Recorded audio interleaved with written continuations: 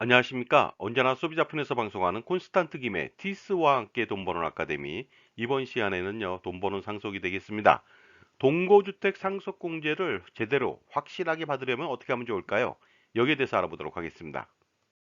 동거주택 상속공제는 일명 효도공제라고 합니다. 왜냐하면 부모님과 같이 살면서 봉양하는 경우에 한해서 동거주택 상속공제 혜택을 제공하기 때문에 그렇습니다. 자, 그렇다면 동거주택 상속공제 어떻게 해주는지 알아보도록 하겠습니다. 법적 근거는 이렇습니다. 상속세 및 증여세법 제23조의 2에 동거주택 상속공제라고 나와 있습니다. 거주자가 사망했을 때 동거주택 상속공제를 해줍니다. 따라서 비거주자는 여기에 해당이 안 되겠죠. 자, 상속이 개시되는 경우에 요건을 갖춘다면 동거주택 상속공제로 100%에 해당하는 주택가액과 주택보수도까지 포함해서 6억 원을 한도로 해서 효도공제를 해준다는 것이 되겠는데요. 이때 주의하실 점이 있습니다. 해당 주택에 혹시라도 담보가 있다. 은행 대출이죠.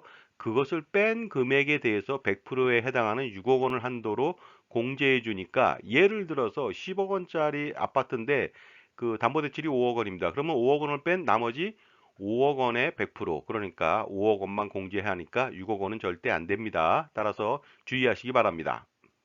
동거주택 상속공제의 요건도 알아보도록 하겠습니다. 먼저 피상속인과 상속인, 이때 상속인은요 배우자는 안 됩니다. 하지만 직계 비속하고 직계 비속의 배우자도 가능은 합니다. 즉 사이하고 며느리도 가능하다는 것이 되겠습니다.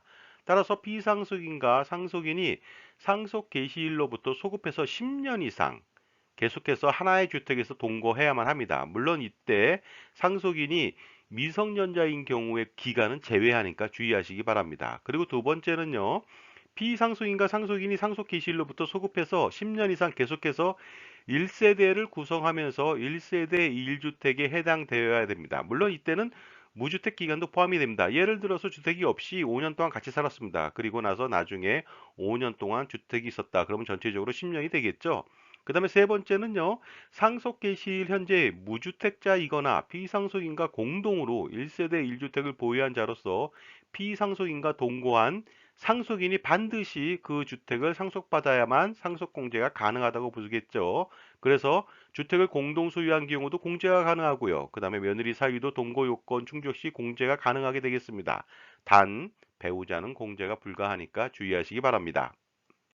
이번에는 계속 동거 인정 사유를 알아보도록 하겠습니다. 부모님을 모시고 살던 자녀가 군대에 가게 됐습니다. 이랬을 때는 계속 동거로 인정을 합니다. 그 다음에 부모님과 같이 살고 있는데 취약 때문에 떨어져 살고 있습니다. 이랬을 때도 인정이 되는데요. 이때는 유치원이나 초등학교, 중학교는 제외시키고요. 고등학교나 특수학교, 대학교, 기술대학에 취약해서 따로 떨어져서 사는 경우는 계속 동거로 인정을 한다는 것이 되겠고요.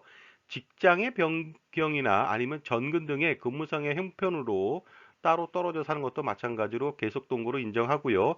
1년 이상의 치료나 요양이 필요한 질병의 치료 또는 요양을 했을 때는 당연히 계속 동거로 인정을 합니다. 이번에는 2주택인 경우에도 동거주택 상속공제가 가능한 경우를 알아보도록 하겠습니다. 피상속인의 일시적 2주택인 경우에도 인정이 됩니다. 단 2년 이내에 기존 주택을 양도해야만 합니다. 혼인으로 인해서 이주택이 되는 경우도 있겠죠. 피상속인이. 이랬을 때는 5년 이내에 피상속인의 배우자 주택을 양도해야만 인정이 됩니다. 그리고 동거 봉양 때문에 학가하는 경우도 있겠죠. 이랬을 때는 10년 이내에 상속인의 주택을 양도하면 되겠습니다. 피상속인이 소유하고 있는 이농주택도 5년 이상 거주한 주택인 경우에는 인정이 됩니다. 피상속인이 소유한 귀농주택도 영농과 영어 목적으로 취득했다. 인정이 되겠죠. 피상속인이 소유한 국가등록 문화재 주택도 마찬가지가 되겠습니다. 그리고요, 혹시라도 상속주택을 공동 소유한 경우도 인정이 되는데 이때는 가장 큰 지분을 소유한 경우는 제외시킵니다. 그리고 동일 지분일 때는요, 해당 주택 거주자, 최연장자 순으로 체크하니까 확인해 보시기 바랍니다. 자, 그렇다면 동거주택 상속공제 효과 어느 정도나 절세가 되는지 알아보도록 하겠습니다. 재산이 70억 원 있다고 가정해 보겠습니다. 배우자 공제 7분의 3, 35억 원 공제 받고요. 일가 공제 5억 원. 동거주택 상속공제를 받지 않은 경우는 0이 되겠죠. 과세표준은 35억 원. 50% 구간에 걸리고요. 산출세액, 상속세는 12억 9천만 원이 되겠습니다. 3% 신고세액 공제를 하니까 최종적으로 결정세액은 12억 5,130만 원이 나왔습니다. 하지만 어떻습니까? 공제를 한 경우 동거주택 상속공제 6억 원을 했을 때는요. 과세 표준은 29억 원이고 40% 구간에 걸리고요. 상속세는 10억 원이 나옵니다. 3% 신고세 공제하니까 9억 7천만 원이 됐습니다. 따라서 어떻습니까? 공제로 인해서 절세 금액은요. 무려 2억 8,130만 원이니까 동거주택 상속공제 반드시 활용할 필요가 있습니다. 자, 이번에는요, 동거주택 상속공제 절세 포인트 두 가지만 짚어보도록 하겠습니다. 만약에 상속개 시전 동거주택의 채무분이 있다. 그 대출금 같은 것이 있겠죠. 이랬을 때는 반드시 피상속인의 다른 자산으로 상환하거나 대환하거나 아니면 그런 것이 아니라면 차입해서라도 상환을 시킬 필요가 있습니다. 이래야만 동거주택 상속공제를 6억 원을 최대한 받을 수가 있거든요.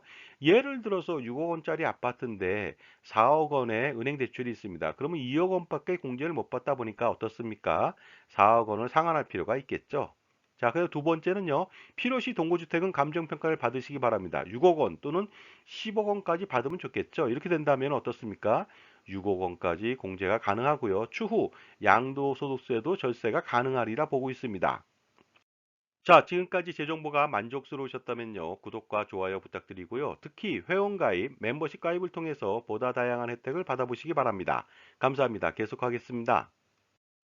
자, 이번에는요. 동거주택 상속공제 사례를 통해 알아보도록 하겠습니다. 부모님이 편찮으십니다. 이랬을 때 부모님과 동거를 하면 되겠죠. 봉양을 하면서 치료를 하게 되는데 만약에 상태가 안 좋아지시면 요양병원이나 요양원으로 입원할 수가 있지만 계속 동거로 인정하기 때문에 어떻습니까?